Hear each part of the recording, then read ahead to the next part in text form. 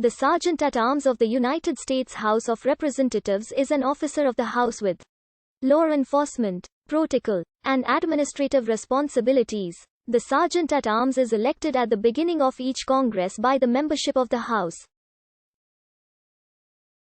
In one of its first resolutions, the first United States Congress established the role of Sergeant-at-Arms of the United States House of Representatives as the chief law enforcement officer of the House. The Sergeant-at-Arms is responsible for security in the House wing of the United States Capitol, the House office buildings, and on adjacent grounds. Under the direction of the Speaker of the House or other presiding officer, the Sergeant-at-Arms plays an integral role in maintaining order and decorum in the House chamber. The Sergeant-at-Arms is also responsible for ensuring the safety and security of members of Congress, the congressional staff, visiting dignitaries, and tourists. Towards this end, the Sergeant-at-Arms works in concert with the Senate Sergeant-at-Arms and the Architect of the Capitol. These three officials, along with the Chief of the Capitol Police ex officio, comprise the Capitol Police Board. In 2015, at a House committee hearing chaired by Candice Miller, the then House Sergeant-at-Arms said that he gave considerable time to ensuring House members' safety and their staff, and visitors to the House, including threat and intelligence monitoring and analysis by reviewing threats and intelligence directed to House members. He said that he monitored events at the Capitol complex, such as demonstration activity, committee hearings, head of state visits, and major events taking place on the complex.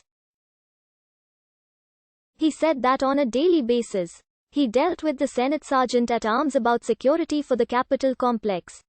Through custom and precedent, the Sergeant-at-Arms performs a number of protocol and ceremonial duties.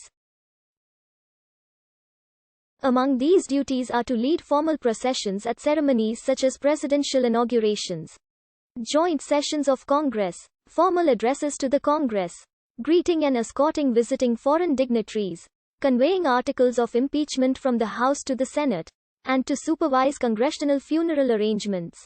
In this capacity, the Sergeant-at-Arms is most famous for announcing the arrival of the President, a responsibility that he took over from the doorkeeper of the United States House of Representatives when the latter position was abolished in 1995.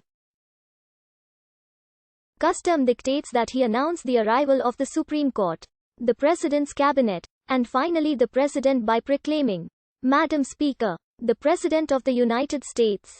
For daily sessions of the House, the Sergeant-at-Arms carries the silver and ebony mace of the United States House of Representatives in front of the Speaker in procession to the rostrum.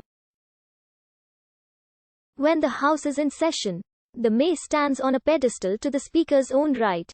When the body resolves itself into a committee of the whole House on the State of the Union, the Sergeant-at-Arms moves the mace to a lowered position, more or less out of sight. In accordance with the rules of the House, on the rare occasions when a member becomes unruly, the Sergeant-at-Arms, on order of the Speaker, lifts the mace from its pedestal and presents it before the offenders, thereby restoring order. The Sergeant-at-Arms also performs administrative services in support of the members, staff, and visitors associated with the security and other operations of the House. If a quorum is not present, those representatives who are present may vote to order the Sergeant-at-Arms to try to round up absent representatives.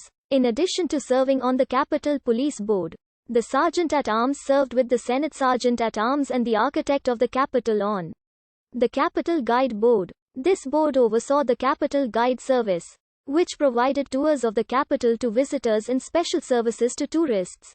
The Deputy Sergeants-at-Arms act as assistants to the Sergeant-at-Arms. The Sergeant-at-Arms has the duty of making the important decisions under her power, while the Deputy Sergeant-at-Arms often executes the decisions. The Deputy Sergeant-at-Arms that served under Paul Irving was Timothy Blodgett.